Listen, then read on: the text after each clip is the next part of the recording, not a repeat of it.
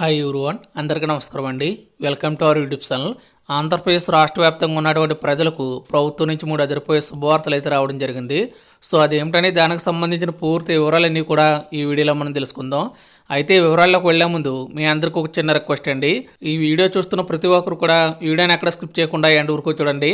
అదేవిధంగా ఇలాంటి మరిన్ని ఇన్ఫర్మేటివ్ వీడియోస్ కోసం మన ఛానల్ సబ్స్క్రైబ్ చేసుకొని పక్కనున్న బెల్ ఐకాన్ని ఆల్ నోటిఫికేషన్స్ని యాక్టివేట్ చేసుకోండి. అలాగే ఈ వీడియోని మీ మిత్రులకి వాట్సాప్ గ్రూపులకి షేర్ చేసి సపోర్ట్ చేయండి. ఇంకేమాత్రం ఆలస్యం చేయకుండా వివరాలకైతే వెళ్ళిపోదాం. రాష్ట్ర వ్యాప్తంగా ప్రభుత్వం మరో 3 విశిష్ట హామీలు అమలు చేసేందుకు సిద్ధమవుతుంది. ఎన్నికల హామీల్లో భాగంగా ప్రకటించిన సూపర్ 6లను పథకాలు అమలు చేసేందుకు సన్నాహాలు చేస్తుంది.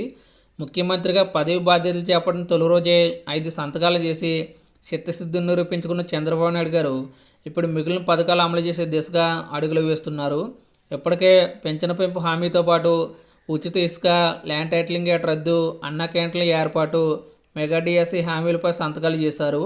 వీటిలో మెగా డిఎస్సి, పెన్షన్ల పెంపు, ఉచిత ఇసుక, ల్యాండ్ టైటిలింగ్ యాక్ట్ రద్దు అమల్లోకి వచ్చాయి.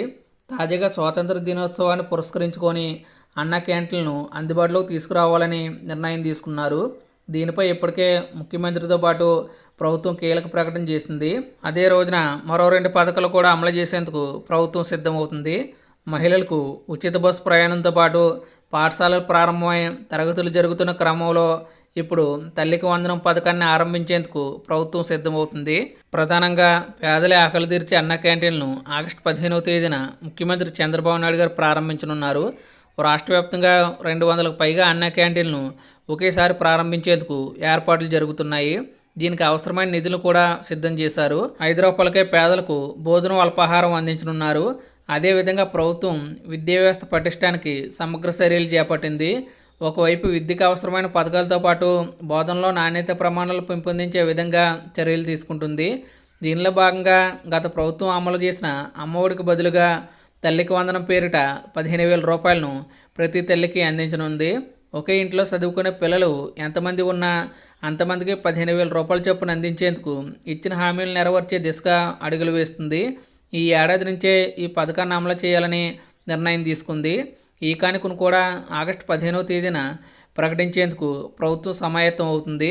అదేవిధంగా సూపర్ 6 హామీల్లో భాగంగా ప్రకటించిన మహిళలకు ఉచిత బస్సు ప్రయాణాన్ని అందుబాటులోకి తీసుకురానుంది. ఇప్పటికే ముఖ్యమంత్రి చంద్రబాబు నాయుడు గారు ఆర్టీసీ అధికారులతో భేటీ అయ్యారు. ఆగస్టు 15వ తేదీన ఈ పథకాన్ని కూడా అమలు చేసేందుకు చకచకా ఏర్పాట్లు జరుగుతున్నాయి. ఇప్పటికే తెలంగాణ, కర్ణాటకల్లో ఈ పథకం అమలవుతున్న నేపథ్యంలో రాష్ట్ర అధికార యంత్రాంగం అక్కడ అమలవుతున్న విధానాన్ని అధ్యయనం చేసింది. ఈ పథకం కోసం దాదాపు 250 కోట్ల రూపాయల మేర ఖర్చు కానున్నట్లుగా ప్రభుత్వం అంచనా వేస్తుంది.